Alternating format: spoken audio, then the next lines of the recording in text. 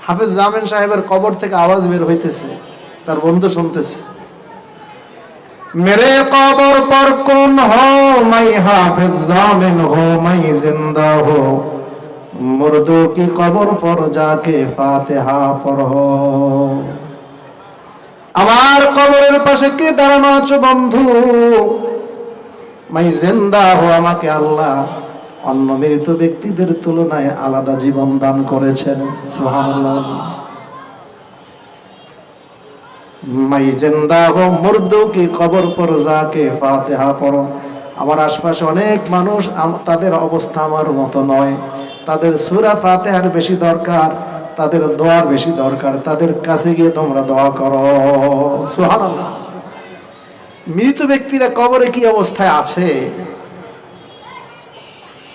আল্লাহ রাব্বুল আলামিন জীবিতদেরকে মাঝে মধ্যে স্বপ্নে দেখাইয়া তাদের অবস্থাটা বুঝাইয়া দেয়। আলোচনা শুনবো, আমিও আপনাদের সাথে শুনবো, এই জন্য প্যান্ডেলে বসার জন্য অনুরোধ করছি। ভূমিকা নয়, লম্বা কোনো আলোচনা নয়। হুজুর আসার আগ পর্যন্ত আপনাদেরকে নিয়ে মরহুম হযরত মাওলানা হাফেজ কারি নুরুল আমিন আতিক রহমতুল্লাহ আলাইহির স্মৃতি চারণ দু একটি কথা। আল্লাহ রাব্বুল আলামিন আমাদের এই মাহফিলকে অত্র এলাকার হেদায়েতের ওসিলা করে দেন। আল্লাহ রাব্বুল আলামিন আজকের মাহফিলের সওয়াব, যত সওয়াব আল্লাহ আমাদেরকে দান করবেন, ইহার হাদিয়া তোহফা আমাদের মুর্দেগান আত্মীয় স্বজনের রুহুতে পৌঁছে দেন। সকলে বলুন আমিন। একটু মহব্বতের সাথে সকলের সামনে অগ্রসর হই, যারা দাঁড়ানো আছে বসে যাই, আর আল্লাহ রাব্বুল আলামিনের পবিত্র নামের জিকির করি। লা ইলাহা ইল্লাল্লাহ, লা ইলাহা ইল্লাল্লাহ, লা ইলাহা, লা ইলাহা ইল্লাল্লাহ, লা ইলাহা ইল্লাল্লাহ, লা ইলাহা ইল্লাল্লাহ, মুহাম্মাদুর রাসূলুল্লাহ সাল্লাল্লাহু আলাইহি ওয়াসাল্লাম। রাসূল পাক সাল্লাল্লাহু আলাইহি ওয়াসাল্লাম হাদিস শরীফে ইরশাদ করেছেন, উযকুরু মাহাসিনা মাউতাকুম, তোমরা তোমাদের মৃত ব্যক্তিদের উত্তম গুণাবলী নিয়ে আলোচনা করো। আমরা আপনারা যারা এখন জীবিত আছি, আমাদের মতো বিশাল এক জনগোষ্ঠী মাটির নিচে আছে, কি বলেন? তারাও আমার আপনার মতো এরকম রাস্তায় হাঁটতেন, বাজার করতেন, বাসায় ঘুমাইতেন, ওয়াজ নসিহত শুনতেন, জিকির আজকার করতেন, অফিস আদালতে কাজ করতেন, ঠিক কিনা? কিন্তু আজকের তাদের সেই কাজের কোনো শক্তি নাই, তাদের দেহটাও অক্ষত থাকার সুযোগ নাই, কারোটা মাটির সাথে পচে গেছে, মিশে গেছে। তো আল্লাহ রাব্বুল আলামিন উলামায়ে কেরাম, হাফেজ সাহেব, এদের শরীরকেও রক্ষা করেন। আল্লাহ কোরআনে বলেছেন, ইন্না নাহনু নাযালনা যিকরা ওয়া ইন্না লাহু লাহাফিজুন। কোরআন আমি নাজিল করেছি, এর রক্ষা করার দায়িত্ব আমি গ্রহণ করেছি। সুবহানাল্লাহ। এই কোরআন রক্ষায় যারা শ্রম দেয়, কোরআন রক্ষায় যারা সময় দেয়, কোরআন রক্ষায় যারা জীবন দেয়, আল্লাহ তাদেরকেও রক্ষা করে। সুবহানাল্লাহ। সকল মানুষের মরণ একরকম নয়, দুনিয়ার হালতও যেরকম একরকম নয়, কবরের হালতও একরকম নয়, বিভিন্ন ধরনের হয়ে থাকে। হাজী আমদাদুল্লাহ মুহাজির মক্কি রহমতুল্লাহ আলাইহি নাম শুনছেন না আপনারা? চিশতিয়া তরিকার বড় একজন মুরব্বী। বাংলাদেশের যত তরিকা আমরা দেখি, যত বড় বড় আলেমদেরকে দেখি, সবার গোড়ায় হাজী আমদাদুল্লাহ মুহাজির মক্কি রহমতুল্লাহ আলাইহি আছেন। ওনার একজন পীর ভাই, অর্থাৎ উনি যার মুরিদ আর এখন যার কথা বলবো একই পীরের মুরিদ, হাফেজ জামিন সাহেব মারা গেলেন।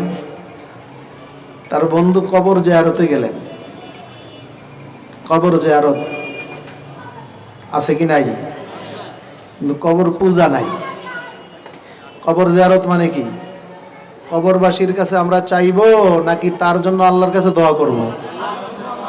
কবরবাসীর জন্য আল্লাহর কাছে দোয়া করব, এটাকে বলা হয় কবর জিয়ারত, কাছে গিয়ে দোয়া করা। হাফেজ জামেল সাহেব কবরে আছেন, তার বন্ধু কবর জিয়ারত করবেন, সূরা ফাতিহা পড়া শুরু করলেন, ইখলাস পড়বেন, দরুদ শরীফ পড়বেন, দোয়া করবেন বন্ধুর জন্য। ওই মুহূর্তে কবরের থেকে আওয়াজ চলে আসছে, সুবহানাল্লাহ। ওলিদের কারামত জীবিত থাকতেও হয়, মারা যাওয়ার পরেও প্রকাশ পায়, সুবহানাল্লাহ। কারামত অনেকে বিশ্বাস করে না, কিন্তু আমাদের আহলুস সুন্নাত ওয়াল জামাতের আকীদা হলো কারামাতুল আউলিয়াই হক, ওলিদের কারামত সত্য। হাফেজ জামিন সাহেবের কবর থেকে আওয়াজ বের হইতেছে, তার বন্ধু শুনতেছে, मेरे कब्र पर कौन हो, मैं हाफिज जामिन हो, मैं जिंदा हो, मुर्दों की कब्र पर जाके फातिहा पढ़ो। আমার কবরের পাশে কে দাঁড়ানো আছো বন্ধু, मैं जिंदा हो, আমাকে আল্লাহ অন্য মৃত ব্যক্তিদের তুলনায় আলাদা জীবন দান করেছেন, সুবহানাল্লাহ। मैं जिंदा हो, मुर्दों की कब्र पर जाके फातिहा पढ़ो। আমার আশপাশে অনেক মানুষ, তাদের অবস্থা আমার মতো নয়, তাদের সূরা ফাতিহার বেশি দরকার, তাদের দোয়ার বেশি দরকার, তাদের কাছে গিয়ে তোমরা দোয়া করো, সুবহানাল্লাহ। মৃত ব্যক্তিরা কবরে কি অবস্থায় আছে, আল্লাহ রাব্বুল আলামিন জীবিতদেরকে মাঝে মধ্যে স্বপ্নে দেখাইয়া তাদের অবস্থাটা বুঝাইয়া দেন। কিন্তু একজন মরা মানুষের আপনারা স্বপ্নে দেখেন নাই? দেখেন না মনে হয় নাকি? কোন কোন আল্লাহওয়ালা এমন আছেন যাদের কলব পবিত্র পরিচ্ছন্ন, এই চোখ দিয়ে গুনাহ করে না, তারা কবরের পাশে গিয়ে চক্ষু বন্ধ করলে এটাকে কাশফুল কুবুর মোরাকাবা বলা হয়, কবর ব্যক্তির হালত দেখতে পান, সুবহানাল্লাহ। আমরা যারা এই যে অ্যান্ড্রয়েড সেট ব্যবহার করি আর সারাদিন আবল তাবল দেখি, আমাদের দ্বারা এটা সম্ভব না। এটা দেখতে হলে আমরা চোখ বন্ধ করলে অন্ধকার দেখি, কি বলেন? আর আল্লাহওয়ালারা চক্ষু বন্ধ করলে আমরা বাস্তবে যা না দেখি তার সে আরো বেশি কিছু দেখে।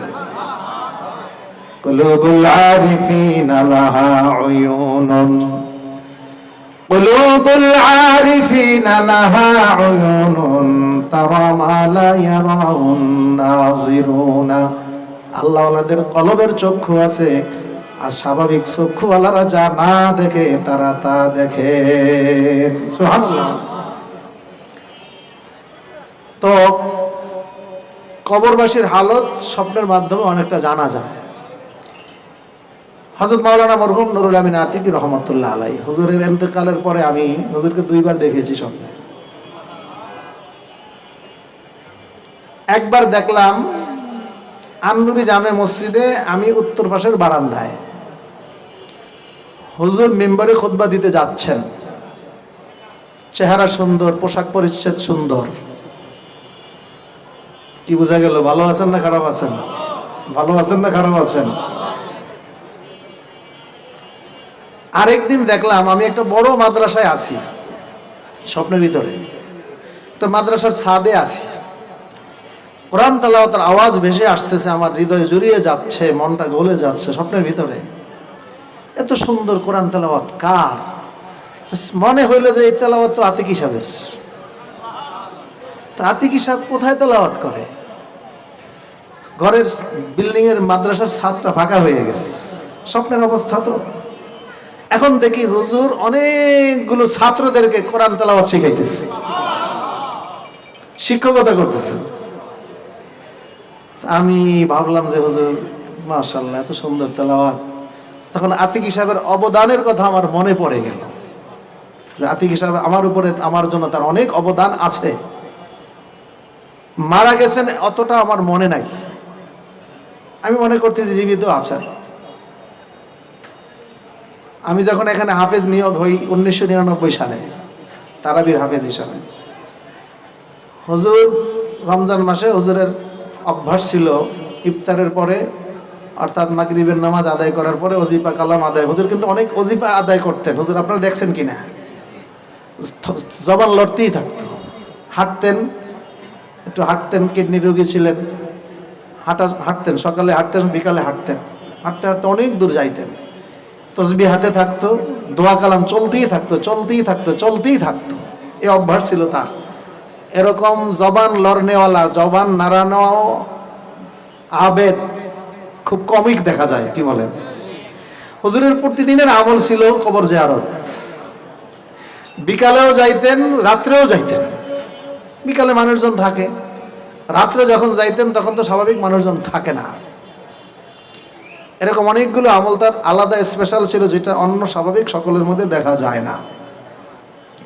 তো হুজুর মাগরিবের নামাজের পরে রমজান মাসে সুন্নত নফল পড়ার পরে ওজিফা কালাম আদায় করে এরপর হুজুর একটু বিশ্রাম নিতেন। ওই রুমের মধ্যে, এখন তো আমরা খাট বসাইছি, এর আগে খাট ছিল না, হুজুর ওই নিচেই তোষক দিয়ে তারপরে একটু শুইতেন। তখন আমাকে ডাকতেন, তারাবিতে কি পড়বো আমাকে শোনাও। তখন আমি শোনাইতাম, শোনানোর সময় আমাকে বলে দিতেন এখানে টানটা এরকম হবে, এখানে সুরটা এরকম হবে, এখানে এইভাবে পড়তে হবে। এইভাবে আমাকে দীর্ঘদিন হুজুর ট্রেনিং দিয়েছেন। এটা অনেক বড় অবদান আমার প্রতি তার। আমি যখন নতুন ঢাকায় আসি গ্রাম থেকে, আমার প্রথম ঢাকায় আসা মানে তারাবিতে আসা 99 সালে, 28 বছর হয়ে গেল। আমার বয়সের অর্ধেকের কম ছিল যখন আমি এসেছি। গ্রামের মানুষ, গ্রামের চলাফেরা আর শহরে চলাফেরা কি এক? পোশাক পরিচ্ছদ একটু ব্যতিক্রম।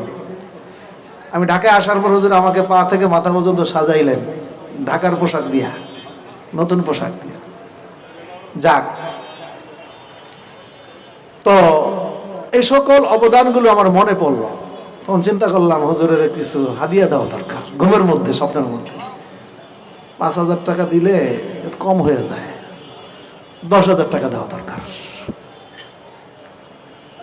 তখন আমি ঘুম থেকে যখন জাগলাম, দেখি হুজুর তো জীবিত নাই, হাদিয়া কাকে দেব? মুরব্বী ওলামায়ে কেরামের সাথে পরামর্শ করলাম। নিজের মনে তো আছেই হাদিয়াটা কাকে দেব, এটা আমার মনে ঠিক করা হয়ে গেছে।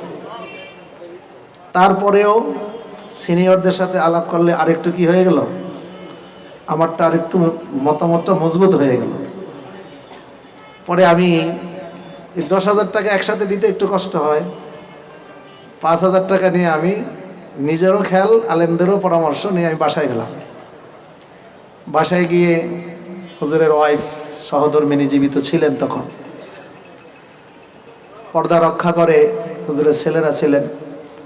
আমি বললাম যে স্বপ্নে তো আমি হুজুরকে হাদিয়া দিতে দেখছিলাম, তো হাদিয়ার কিছু অংশ এখন আমি পৌঁছে দিলাম। জানতে পারলাম হুজুরের ওয়াইফের তখন চোখের অপারেশন হবে, টাকার খুব দরকারও ছিল, তো টাকাটা উপকার হয়েছে। আর 5,000 দেওয়ার আগেই হুজুরের ওয়াইফ ইন্তেকাল করেছেন। এই কথা আমার হুজুরের ছেলেরাও জানে না, আজকে জানাইয়া দিলাম।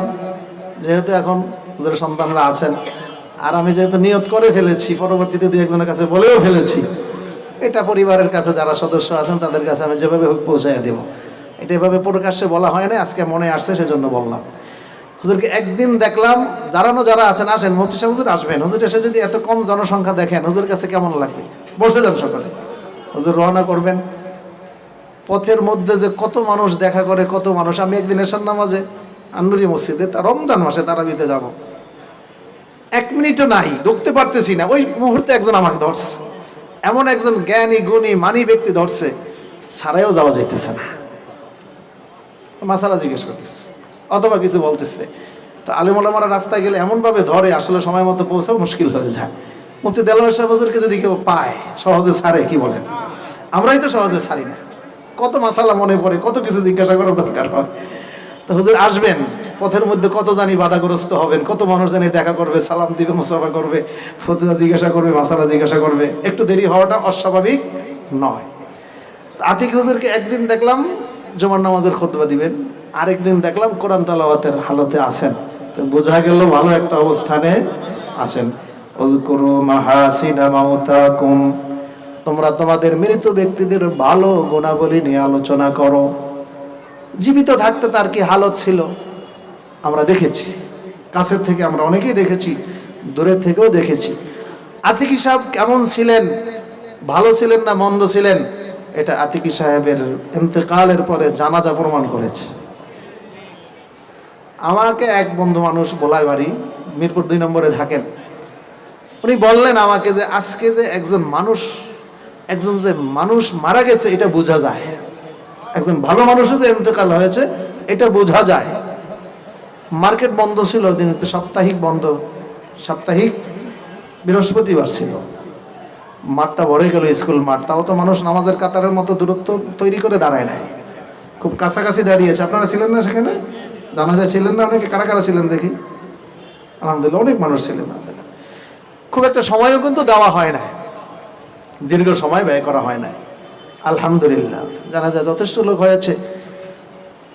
নাজাত প্রাপ্ত মানুষের কিছু সিমটম আলামত আছে, মারা যাওয়ার পরে যত দেরি হয়, যত সময় হয়, যত গোসল করায়, আস্তে আস্তে চেহারার মধ্যে হলুদ বর্ণ হইতে থাকে। হুজুরের মারা যাওয়ার পরে যারা চেহারা দেখেছেন, আমি তো ওই রাত্রে ঝিনাইদহ মাহফিলে ছিলাম, সংবাদ গেছে আমার কাছে হুজুর ইন্তেকাল করেছেন। ভাবতেও পারি নাই হুজুর এত তাড়াতাড়ি ইন্তেকাল করবেন, মনে করেছিলাম আরো কিছু সময় পাওয়া যাবে। আলহামদুলিল্লাহ আমাদের কাঙ্ক্ষিত মেহমান, আমাদের মিরপুরের সৌভাগ্য, আমাদের মিরপুরের রত্ন আল্লামা মুফতি দেলওয়ার হোসেন দামাত বারাকাতুহুম আমাদের মাঝে উপস্থিত হয়েছেন। আমরা হুজুরকে বরণ করে নেই। নারে তাকবীরের মধ্যে নারে তাকবীর।